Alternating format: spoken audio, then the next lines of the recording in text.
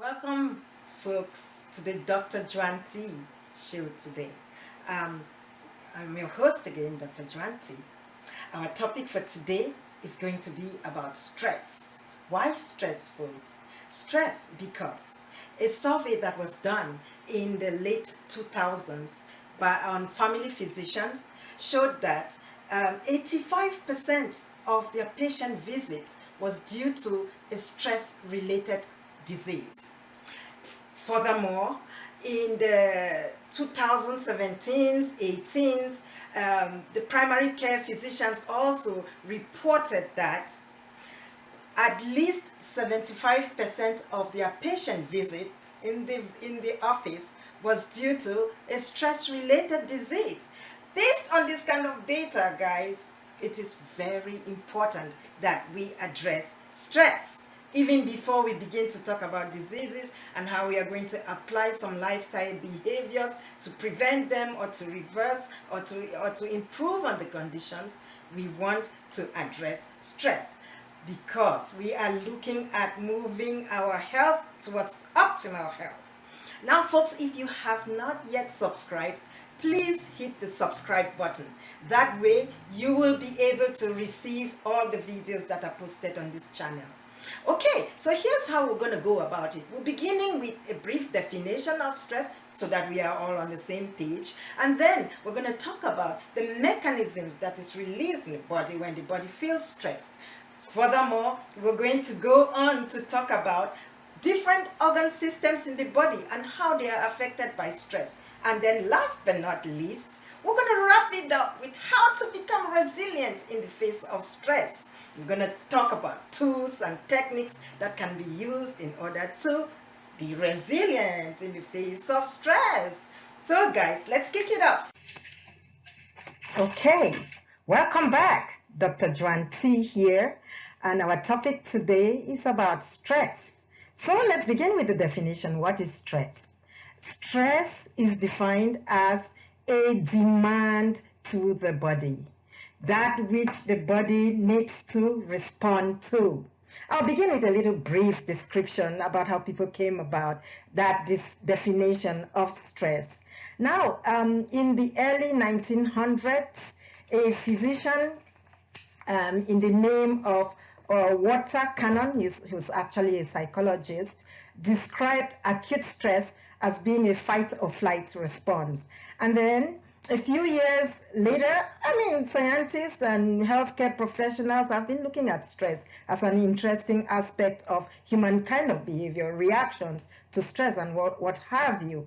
Dr. Hans Selye, in 1935, around there, noticed actually that while he was doing rotations with his patients and taking patient histories, that the symptoms that the patients described at the early phase of their diseases seemed to be similar.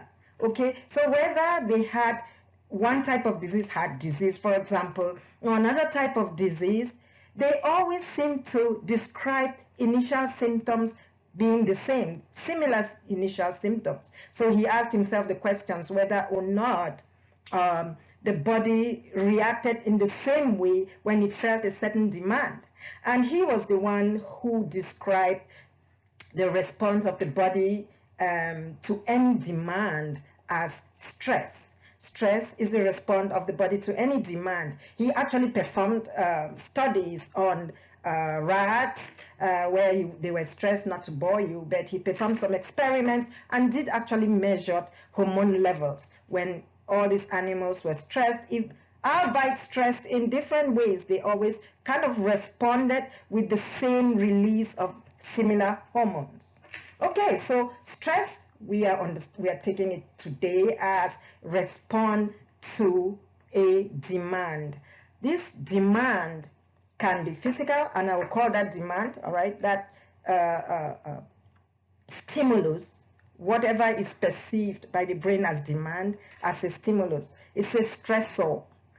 This stressor can be physical, existing. We can use our five senses to see, smell, hear, taste, or touch, feel.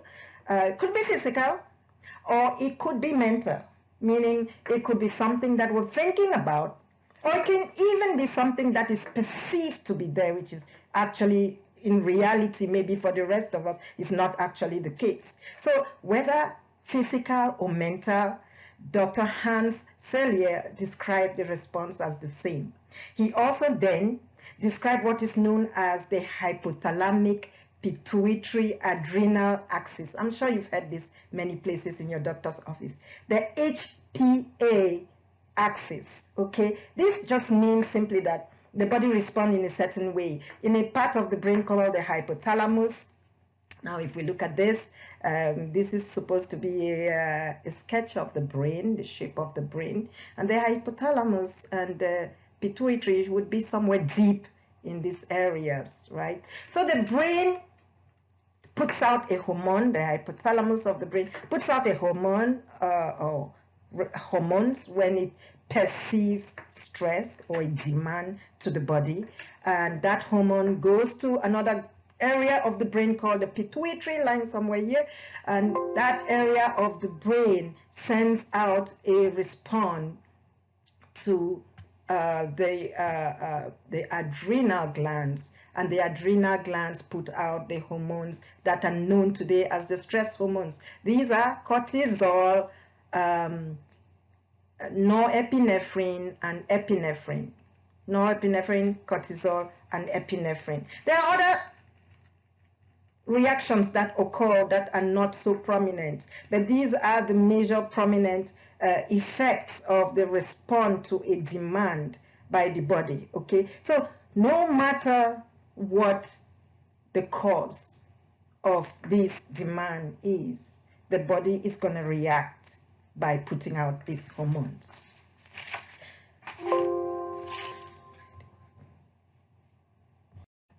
Okay, so if you look at this diagram, it is what is called acute stress. And I'm sure all of you have seen this, right? There is this typical fight or flight response to stress, okay? Okay, so our body needs to maintain balance. We all know that, right? We need to maintain equilibrium. Now, take for example, you're pushed to the side. Now you do everything possible to balance yourself. So in the same fashion, the reactions in the body tend to go towards maintaining balance. All right, so here's a guy who sees a tiger, and to the tiger, we are food.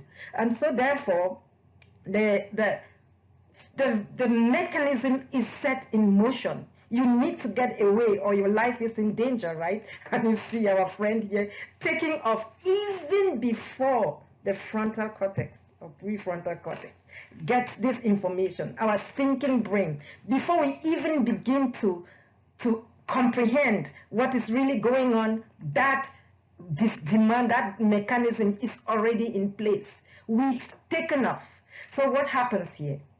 So you have the epinephrine, cortisol, norepinephrine that has been released by the hypothalamic pituitary adrenal axis.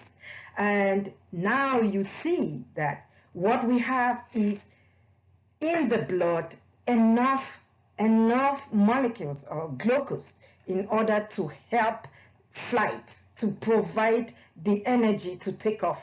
Secondly, we also have enough molecules there available to cause the heart to beat faster in order to send blood containing these nutrients and obviously oxygen to the tissues which are needed to flee. This is called a fight or flight response, right, guys? That was described way back when by water cannon.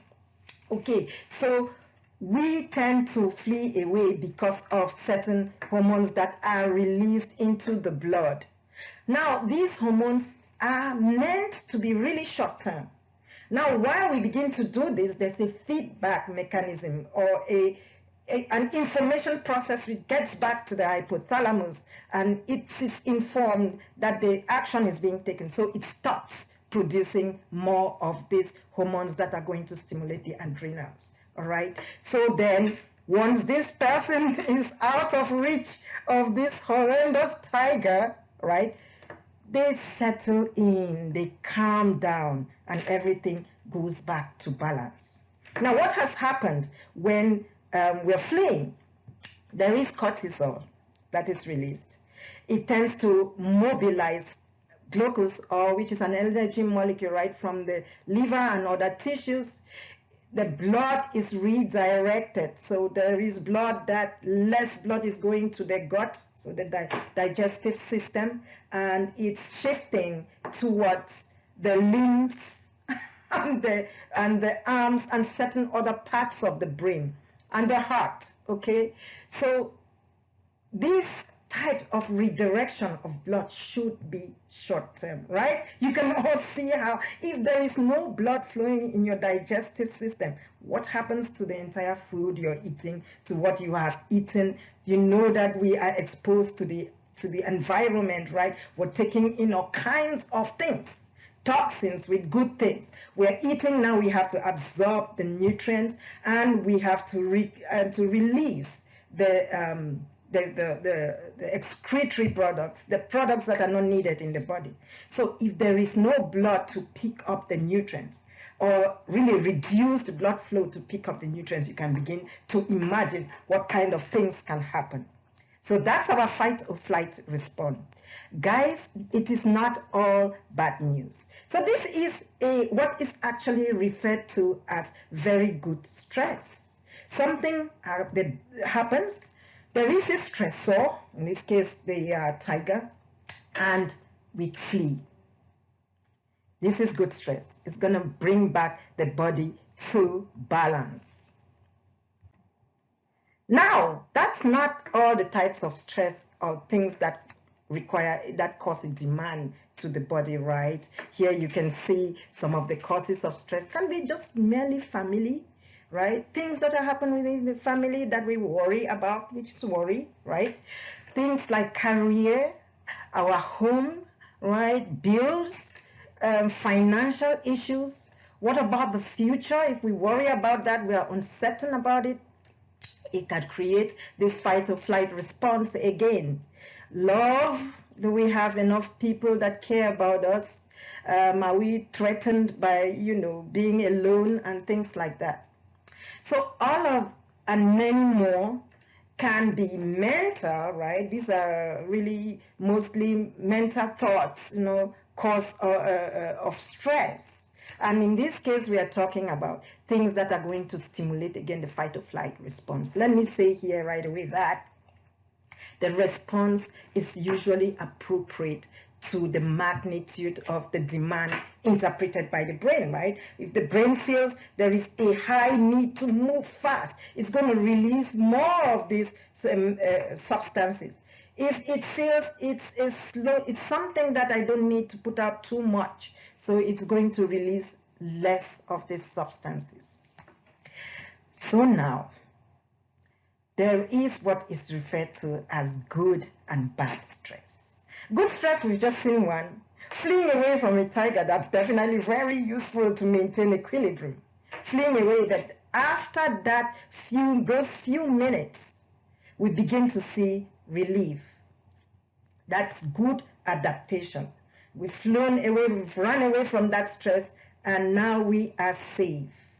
Now, other examples of good stress is, and scientists refer to good stress as eustress, if you will. So good stress meaning that things that you will put in motion to counteract that demand and bring back the body to balance almost immediately, right? And there's a feedback mechanism, and the brain stops producing these hormones that are going to stimulate the fight or flight response, which also, for those who are interested, it's the sympathetic release, right? You have the norepinephrine and the epinephrine that causes the heartbeat to increase, blood pressure eventually will increase, and breathing is faster. All the things that is needed to move away from a danger or to counteract that demand. So these are all good things. Other examples of this is now you students who are studying, now you have an exam maybe the next day, and you feel like you have a load of material to to go through to study. Now what do? As you get up off your bed, there is that some sympathetic release, and now you are stimulated, you are alert, you're about to read and do all these good things. You're beginning to take action. Key here is action is beginning to be met in order to counterbalance that demand. It's going to, once that has kicked off, right? Once the action is in place, there's a feedback mechanism. Other substances, which I'm not going to mention anymore, other substances are going to be released, which now counterbalance the effect of the sympathetic, and the body begins to calm down. The body calms down. Now, another important thing I have to say here is that even within the brain, blood is redirected to other areas of the brain during the sympathetic response, right? The intellectual brain gets less blood flow, and the other emotional brain gets more blood flow. That's because now we want to get out of that danger zone, right? We don't need to be calculating any math at this point, but we need to get out of that danger zone, and we get out of it really fast. But if we stay in that, feeling, that perception of stress, we're not putting out any kind of response that is going to shut the mechanism down, then there's constantly going to be a release of the fight or flight response, right? There's going to be a constant flow of sympathetic, right? So you're going to be stimulated. Albeit not as high, not on high levels as it would be if a lion is sane. However, there will be some release. So good stress, therefore, would be one that causes the release of these mechanisms, sympathetic release, and then immediately action is being taken, and the reward or the reverse happens, and the body comes back to equilibrium. That's going to be what is referred to as good stress. Bad stress, however, folks, and this is what we have to be resilient and counteract, is letting this stress that we feel, for example, thoughts, we're thinking about something, whether real or just perceived. We're thinking about it, we have no solutions to it. We don't see any solution to it. And so that there is no feedback mechanism to counteract the demand. So the body is constantly producing the stress hormones, a place we do not want to be. Okay, so these two traces, you can see that the darker trace here is indicating a normal response to stress. And this is what we're going to call adaptive type of response. That's the initially, is this time, when we perceive that stress, there's initially a dip in terms of resistance, how we resist it. So we first feel it. This could be, don't mind the 1, 2, 3, this could be nanoseconds. We don't even register it in our conscious brain. And then we begin to respond, rapid response, and then it levels off as the feedback mechanism gets into place, and then we come back to equilibrium, to balance. That is known as adaptive type of mechanism. That is good stress. When there is a demand, the body does what it needs to do to counteract that demand.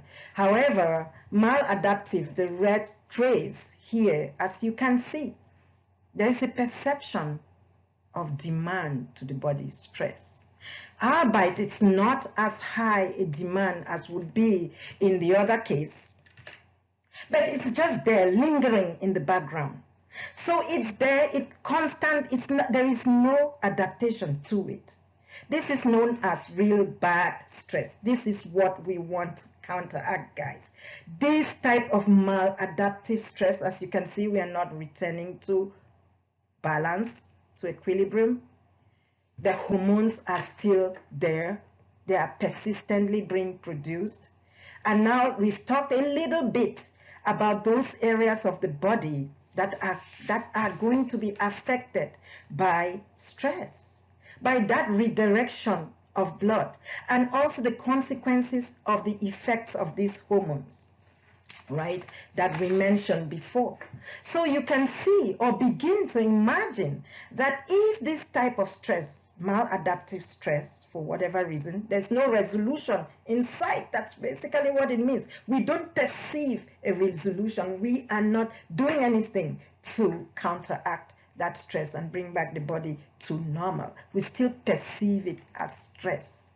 It's going to leave these hormones at a higher than normal level, and this is then going to begin to take effect on those organs that blood has been redirected or away from, and that other substances that are in the blood that are normally supposed to be there for a very brief period are there longer. And so there is going to be a certain effect to those organs, guys. Okay, so current response, correct, good self-management is very important to counteract any kind of stress. Okay, any stress that is felt, if there is no mechanism in place or some resolution or some thought of resolution, how that is going to be resolved, or some other type of appreciation of some other things, then there is maladaptation. The stress hormones are still circulating in the blood. The blood is partially redirected away from certain organs and directed to certain organs. For example, the heartbeat continues to go higher and higher and higher, and it's beating faster than normal. Just right there, you see how that can be a problem, right? We're talking here about blood pressure going high, right? Becoming hypertensive. You can see that. Okay, so let me take you to the effects of the stress hormone in different organs. Right, so here we go. Chronic stress. So that stress, which we are calling actually maladaptive stress or bad stress, stress that is just persistent. It's supposed to be for just a few minutes and over with. But now we're not saying resolution, we're not able to find relief because it's just persisting there. We can't foresee solutions. We can't begin to. This is known as chronic stress. I'm not going to go into that. We are here to be joyful. And now, critical is that we are able to counteract this kind of stress mechanism. So here we go with how stress, chronic stress, meaning it's gone on for more than a day, many hours, more than a day, days, and even going towards months and perhaps years. This definitely is going to have a consequence on our health, of course. So let's take a look. So here are some ways in which stress mechanism or sympathetic release has on different organs. Circulatory system. So this is the heart and the blood vessels, right? The blood is shunted away from the digestive system, like we said, to large muscles, which should help you flee. Heart rate increases as well as pressure goes up. We've just talked about that. Then the digestive system, blood is shunted away from the digestive system. Folks, I want to draw your attention here. This cannot happen for too long. Of course, you don't want this to happen for too long. Then you'll have what is called, you've all heard about stress ulcers. Well, now the blood has been redirected away from the gut, the digestive system, for way too long. And whatever bad bacteria, there are bad organisms as well as good microorganisms in our gut. The bad microorganisms tend to want to stay in an environment without oxygen or without the useful nutrients, of course. We have an immune system that would counteract those bad organisms. Now, I should say also, even before we get there, that the immune system is suppressed by cortisol. Cortisol, which is one of the major hormones of the fight or flight response. Its main function is to mobilize glucose, which is energy. Now that cortisol roaming around in the body for too long will bring in too much blood sugars, It depresses, suppresses the immune system. Now the immune system cannot act on those those bacteria in the digestive system, as well as there is reduced blood flow to that area to even bring in nutrients for whatever, or pick up nutrients. So altogether really bad. You don't want that for too long. Then the endocrine system, now we've talked about some hormones being released, cortisol being a major one, and norepinephrine, epinephrine. Cortisol, like I said, would suppress the immune system. Immune system, right, cortisol suppresses the immune system. I can't emphasize this too much or enough. You don't want cortisol roaming around the body, the blood for way too long. Now, immune system is very powerful. Not only does it fight microbes and other parasitic, other types of organisms, the immune system also clears out remnants of used up cells or dead cells or dysfunctional cells. And this is very key. If the immune system does not remove dysfunctional cells, what can happen, folks? They can multiply, right? They can multiply dysfunctionally, and they can potentially create what is known as cancers, right? So now you can begin to see how critical that is. All right, the skin also, blood is redirected away from the skin, so there will be poor wound healing. Then muscle system gets a lot of blood. This can lead to tension in the muscles as well, and over time, this is also not quite good. Nervous system, as we've talked about, some parts of the brain gets a lot of blood flow, some parts of the brain do not. The prefrontal cortex, which is our rational thinking brain. So you can see how over time, our rational thinking brain is not getting enough nutrients, blood flow, oxygen. So how is it going to be functioning, guys? What do you think? We will not be so rational. All right. Reproductive system, now in general, this is suppressed as well. This is not the time that when you see a lion, you want to be thinking about having a baby. All right, so our reproductive system also gets less blood flow. So guys, you can see what kinds of problems are down the road. Respiratory system is increased, faster breathing, which of course can be detrimental over time. With the muscles get tired, fatigue. And there we go on the skeletal system now. Chronic stress can also cause some bone loss. Okay, the renal system also gets, and the urinary tract system also get less blood, guys. So, with that, you can begin to already foretell the many diseases that can happen if stress just carries on for months, for days, months, and over time to years. So what can we do, guys? Here are some tips to be resilient. The question here was always, how do I decrease the effects of stress in the body? I want to be resilient against stress, all right? So here are things that will counteract and create some feedback mechanisms negatively that are going to suppress and decrease the release of stress hormones. Connecting with others, believe it or not, we are social creatures, positive connection with others. Getting involved in activities is very important as well.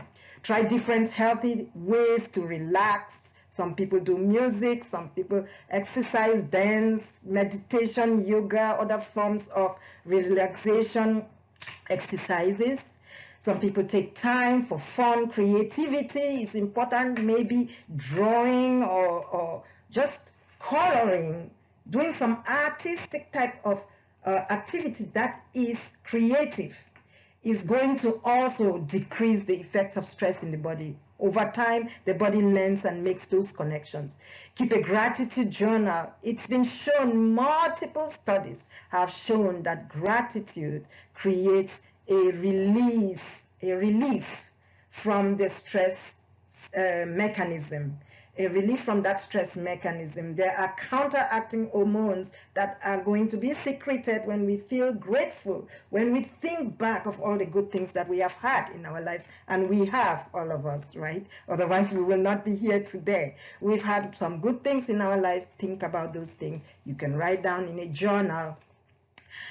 Coffee and alcohol. Coffee, let's take coffee. Coffee is a stimulant, and it increases the heart rate as well. So you want to decrease that while your heart is already beating so fast. So you don't want to do too much coffee. So maybe reduce coffee. Alcohol, although a stimulant initially can make, bring some calming feelings, take off the edge in certain types of scenarios. However, it's a depressant. That means it creates some feelings of not so good when the effect begins to weigh out. So be careful with alcohol. Try deep breathing techniques and get a massage.